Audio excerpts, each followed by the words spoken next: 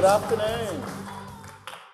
Thank you for coming after lunch. This is a bit of the graveyard shift, so we appreciate you being here. But it's actually going to be a great session because I've got to know these three individuals very well over the last couple of days, months and years in some cases, and we're in for something. Now, we're going to talk about sustainability as a marketing tool, basically, in many respects. But I'm a bit of a black sheep in my family. I think I'm the only person who's not a teacher. So I'm going to indulge my family tradition and give us all a geography lesson in the first place. So if we can have the first slide. This is very quickly. This is a map of some of the things we're going to talk about today. So up on the left, you can see is Palau, which is where His Excellency is the president of. And then right over on the right is Tuvalu, which is... the two nations are similar in many ways in that they are both facing climate crises, in that the water is rising and it's not a good situation. We're also going to talk, though, about all the blue stuff because the very ocean itself is now under threat. And, you know, we're not worrying about it just rising, we're worrying about it getting poisoned and killed. So to go through those 3 points, but I want to start with you, Mr. President, and we might just roll straight into the next slide. There we go. Now, this is a passport. It's not my passport, but it could be my passport because every single citizen who enters Palau gets that stamp put into their passport. Now, it doesn't seem like you get your passport stamped in a lot of different countries you go to. This one, however, is called the Palau Pledge. Now, if you've worked in the industry for any length of time, you'll know this is the OG of marketing using environmental sustainability as the device. It's incredibly simple, but rather than me explain it, Mr. President, why don't you tell us about the Palau Pledge and how it came to be? And the lady right next to you had her hand in it as well, but I think it's only appropriate to let you talk about it. You know, about 2015, Palau was getting overrun by tourism. And I think not the right type of tourism. And we were very fortunate that Laura Clarke here was there with her husband. Her husband was a marine advisor. Seeing the problem, I think she and other partners in Palau got together and said, we should do something about this. And so they got together, the children of Palau, and they came up with this statement that ends with, you know, you come and visit, but you should only leave with footprints in the sand that can wash away. And that's so important because we have many visitors that come, but sometimes it's all about taking. And yesterday I was sharing about some that thought that it's important to eat things that we protect. Yes. And we need to remind our visitors that it's all about us working together to protect what is valuable for our children. Yeah, wonderful. And then, like I mentioned, this device was done by Host Tavas in Australia, That's right. Laura. But I just think it's, and I'm going to use another MNC Saatchi's tagline, brutal simplicity of thought. It's just getting all of it. Because how many people live in Palau now? 18,000, is that right? That's about right. Yeah. And you were getting, what, 160,000 tourists a year? We're hoping to get back there. You're going to get back there. But we're going to get Australian tourists. Yeah, That's exactly. the difference. Yeah. Because we got the new flights and direct flights from Brisbane, so we're excited about that. And there'll be Australian tourists because this is the first for us, actually. Yeah. And so since we bounced back from COVID, we want to do it right. Yeah. And bring, I think, people that care about the environment, care about others. Yeah, that's right.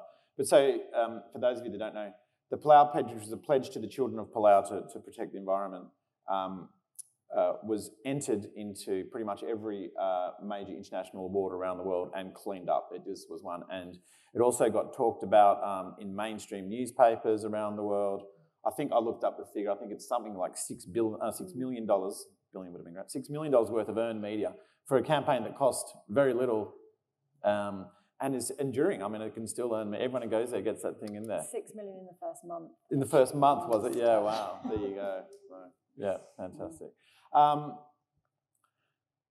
But then let's move on, shall we? And we'll come back. We'll circle back to this because I think all three of these things are. Can we show the first video that we have? Oil, gas, coal. Humans have morphed into a single, energy-hungry superorganism. Now, mining companies are exploring the possibilities of moving into the deep ocean. But at what cost? Is mining our Earth's last untouched wilderness really the solution? Are we willing to repeat history? Together we can claim back what belongs to us all. Laura, why don't you tell us a little bit about Deep Rising? Well, very quickly, Palau has a conservation culture that goes back millennia, and deep seabed mining is banned in their waters.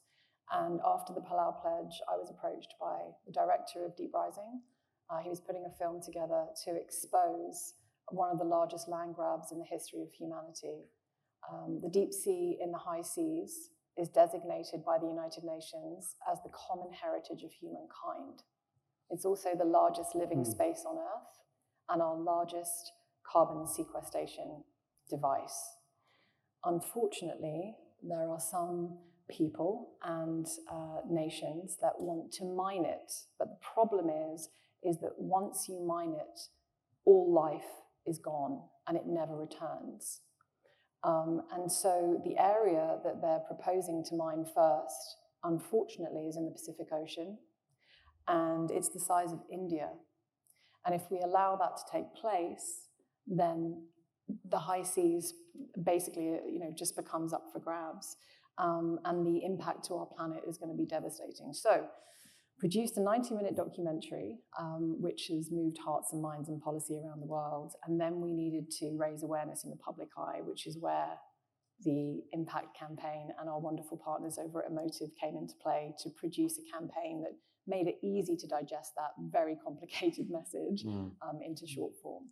And President and I have traveled the world talking about this issue and really asking people and countries to join us in the moratorium, to declare a moratorium on deep seabed mining globally. So, yeah. Excellent. And how is that going? Are you getting traction? Bob and I were just talking about this. Yes. I'm very proud to say that as a long-form piece, Deep Rising has changed the minds of heads of state, policymakers, and leaders around the world. And President Whipps is one of our biggest advocates and spokespeople. And so because of that and because of him, many more countries have joined the moratorium. So that's wonderful. We need more, of course, but we have to start somewhere. And Palau was the very first country in the world to call for a moratorium on deep seabed mining, which I think is extraordinary. So, yeah. Absolutely. All right, let's go straight to you, Barb, as well. Can we just show the next film as well so we can got the stage set for us?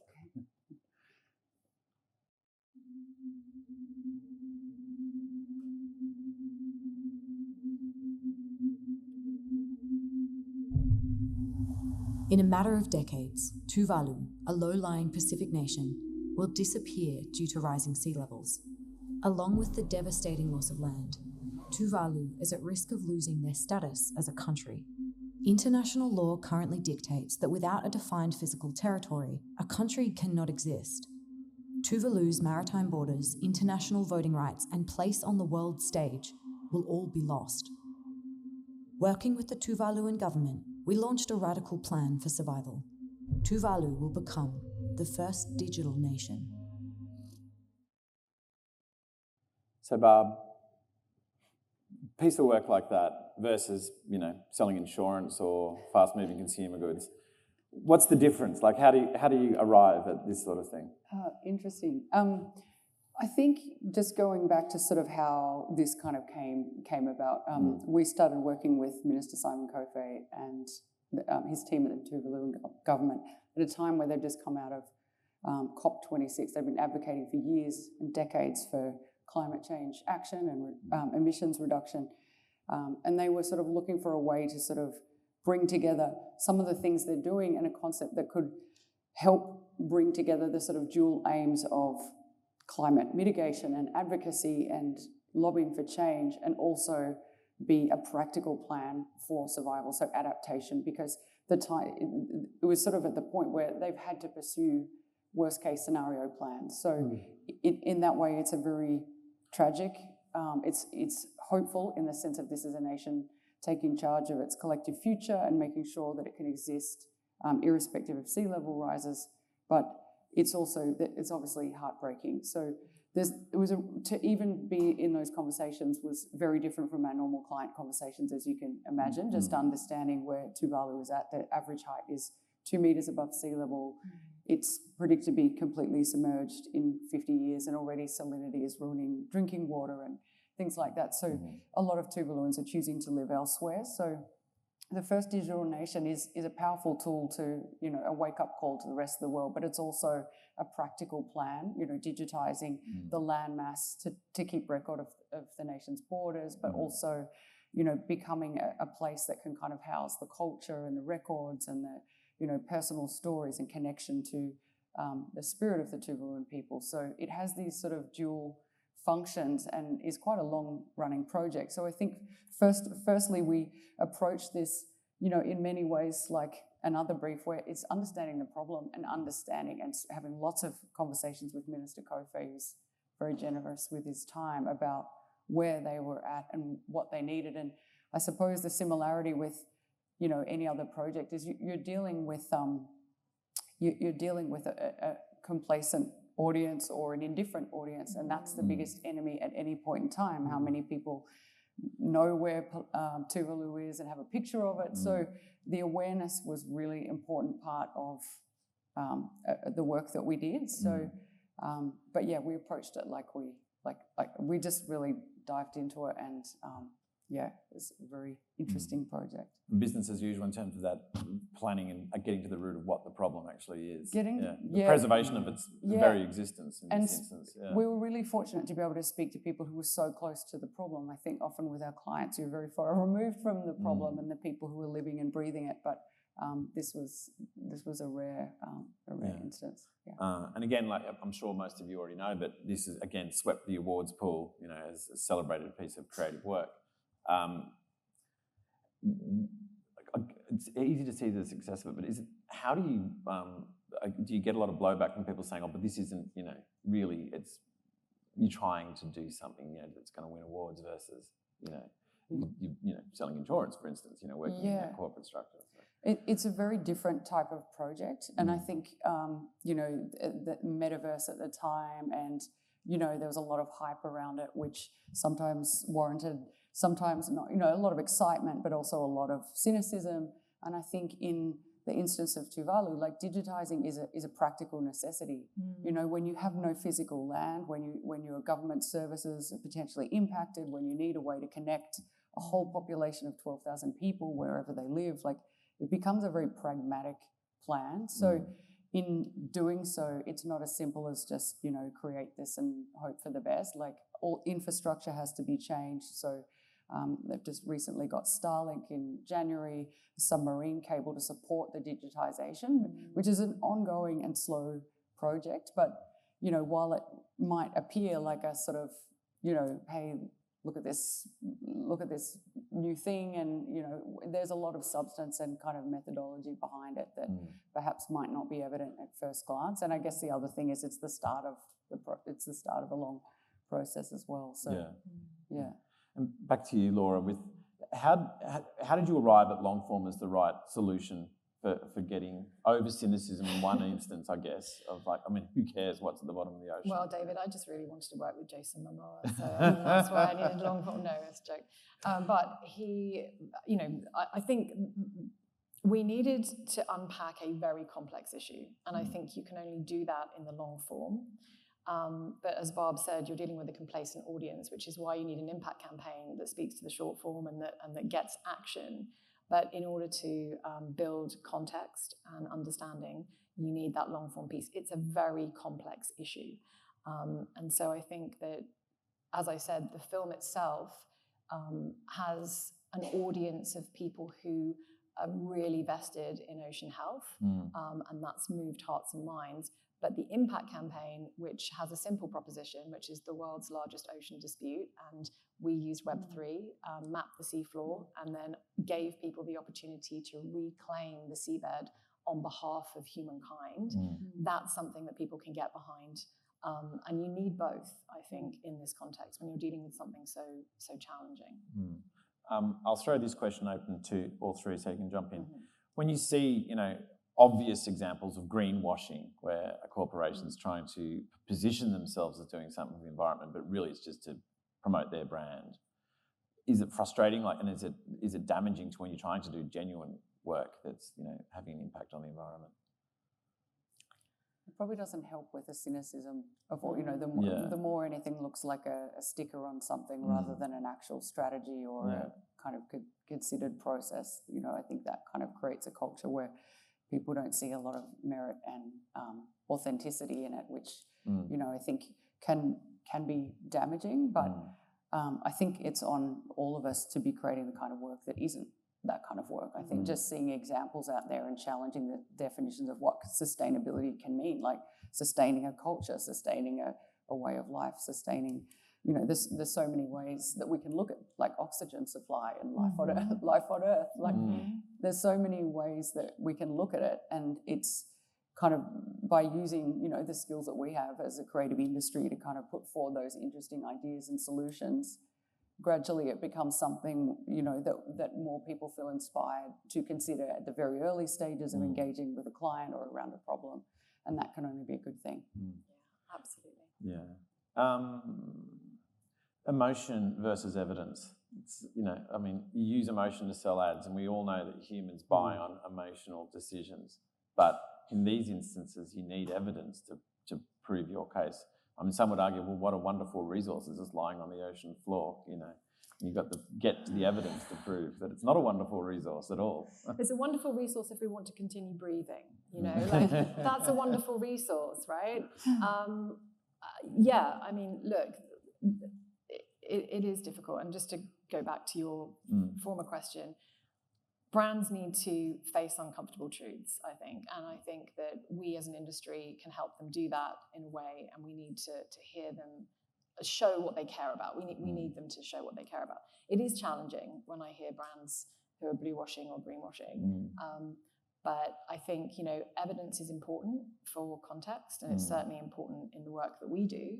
The scientific data is there, but it's emotion at the end of the day that's going to move the needle. When I say to people, there is a human being who wants to take what belongs to you and your children and future generations, not just what belongs to you, but your environmental, ecological future is at risk, people just get it immediately. And I think that's really important because it's emotion.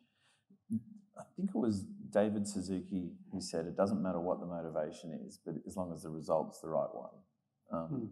So does it matter if brands are acting in their own self-interest in some respects, or does that is the cynicism too much? Look, I think they can act in their own self-interest as long as they're not lying, and as long as they're doing the right thing. Then I think it's important. I think you have to find the win-wins. Yeah. And I think a lot of times it's always about short-term gains and not thinking long-term. And that's why with the Palau Pledge, we brought it back to the children. Because everybody loves their children. They want what's best for their children. Yeah, and you always have to put it in that frame. Because I think when we forget about that, we treat the ocean like a garbage dump. We just go and rip it up. We abuse it, and we forget that of the impact. So we really need to help people understand. I just came back from World Expo where we have, country days, so we have to talk about Palau. But it was interesting that the conference is about sustainability. And one of the booths was about plastic pollution. And 28 million people will go in there, and you need to help people understand how it's affecting everything we eat, how it's going to impact our lives.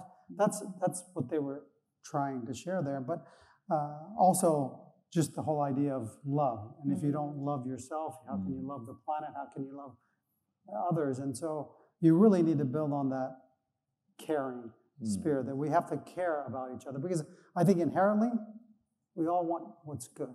Yeah. But sometimes we get blown off course. So we have to bring that goodness out in people. That's how we're going to solve problems. Was it a difficult sell inside of Palau when you first came up with the idea for the pledge? Was everyone right behind you straight away and said, yeah, this is exactly what we need to do? Or? I'll let Laura share that because Well, I was in the Senate at the time. You were, but you were behind it from the word go. Look, Yeah, I thought it was fantastic. The pledge is deeply rooted in Palauan culture. Yes, host of us helped translate that cultural truth into something that everyone can understand. Necessity is the mother of invention, and we needed everybody to know about it, hence why we used the passport stamp, because we didn't have any money. But you know, for 3 years, nearly 3 years, we consulted with all the community groups, schools, educators, elders, Senate, the then president, you know, and we really made it a community thing. But the thing that drives it for me, and this is what I've learned from Palau, and it drives all my work today, is that in Palau, the notion of inheritance is not financial. It's the health of the land and the ocean that you leave behind for your children and future generations.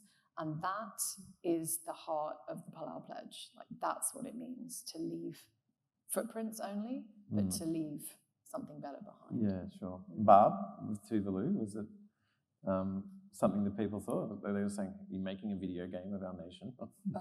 In terms of how the... there's been mixed feelings about it because there's a lot of, obviously, emotional connection to the land itself, you know. It's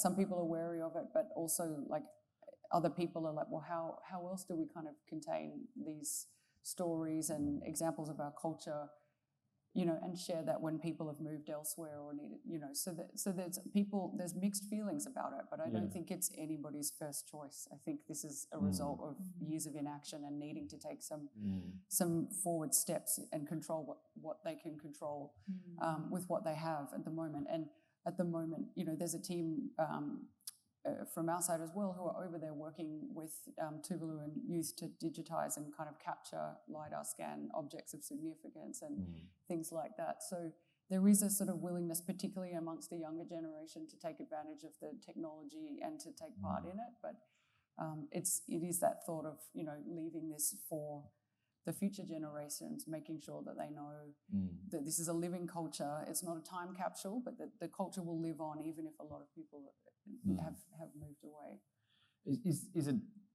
Was it born out of futility almost? It's like nothing's happened for so long that the sea level is rising and it is basically making Tuvalu uninhabitable. Like all those things. It's the existential threat of climate change. You know, like we talk about it and we experience extreme weather, but you know, cyclones in a place like Tuvalu can be catastrophic. You know, just a little bit of salinity can be catastrophic. And the drinking water, they're living with this. So it's you know, they've been looking into alternate measures, and I think the land reclamation is another avenue that they've been exploring. But you know, because it is a long-term project, it's kind of like starting to build now, while also at the same time continuing to advocate for change. It's like we need a backup sort of thing. Yeah. God, it's just terrifying when you think about it in those terms, isn't it? Right? That must have been such a powerful message, and still is, I presume, for all environmental endeavours. Have you felt it in your country, President? Oh, absolutely. I mean, we live it, and you know, once again, I was at Expo. We brought a cultural group to perform, and they were from the island, or we call it state, of Sonsoro. They have 4 islands. None of them are above 2 meters. And one of the reasons we wanted to bring them to perform is kind of just remind people that, we have big islands that they can move to. But when their islands are gone, are they still chiefs of those villages? What happens to their culture and their language? Because they have a different language than we do, and they have a little bit of a different culture.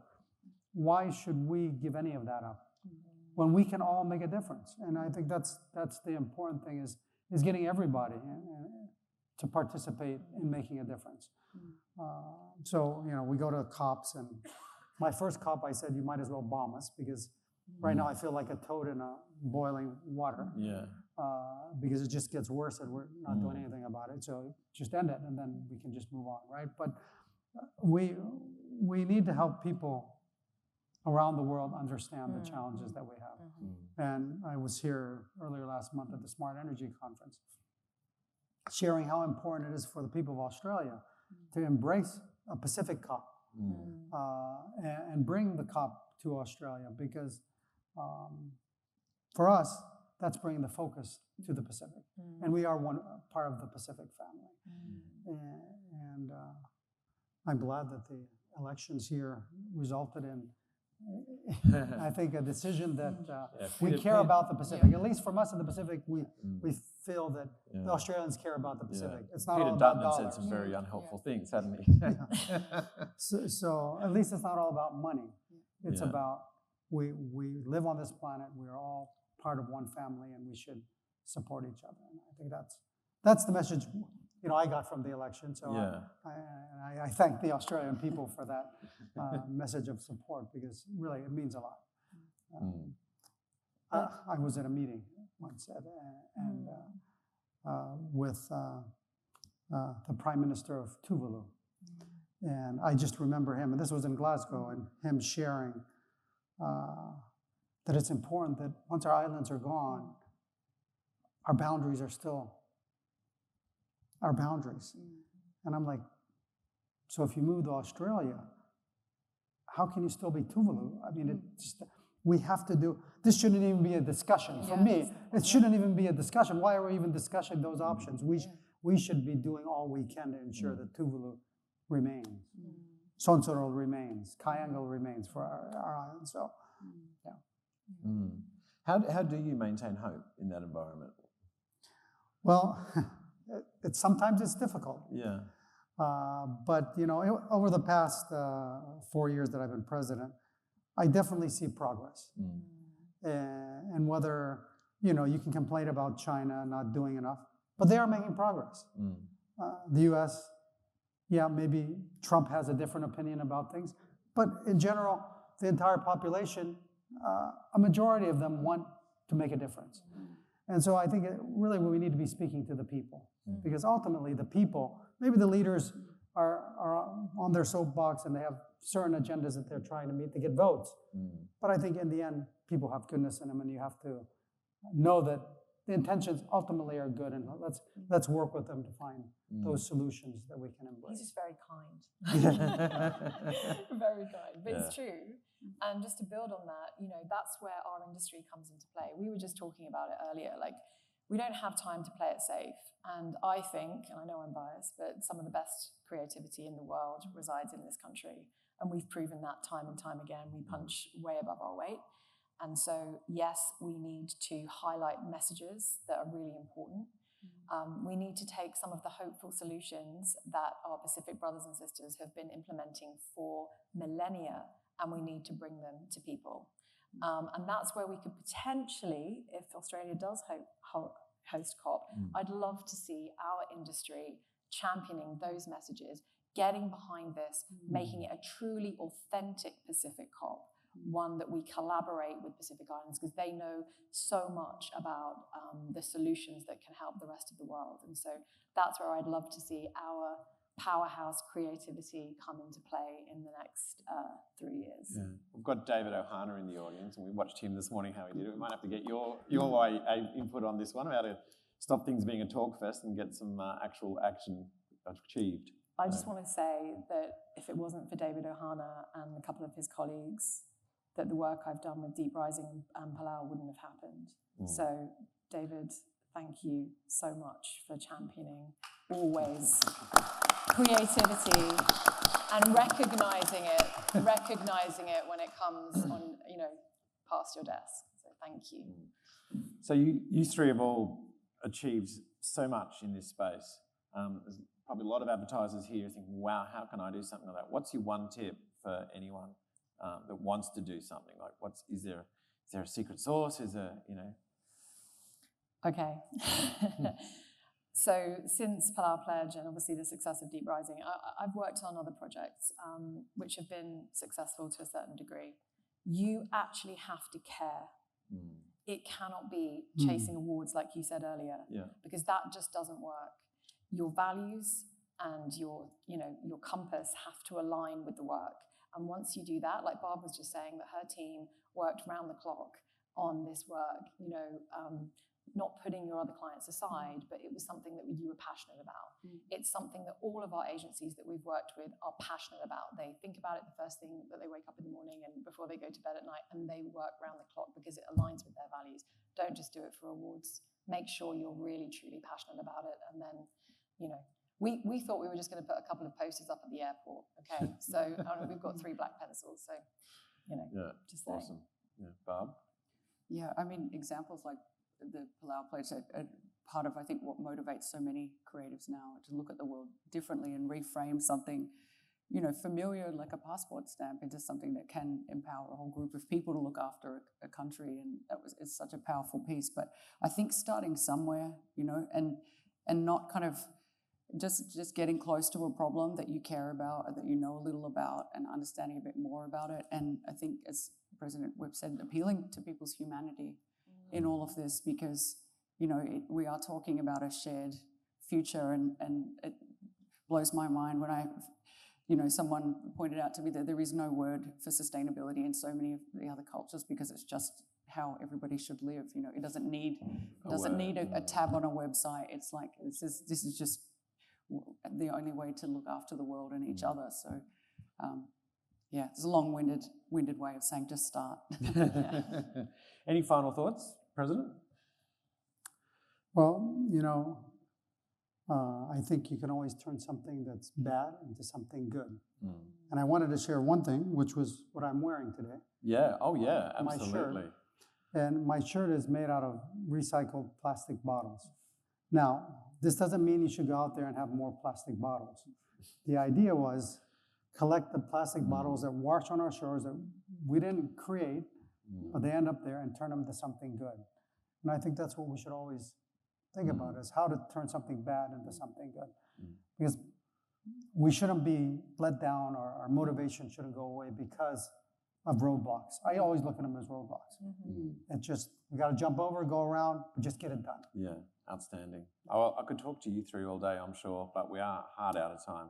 So if you could all join me in thanking Barbara Humphries, Laura Clarke, and His Excellency President Surangel. Awesome.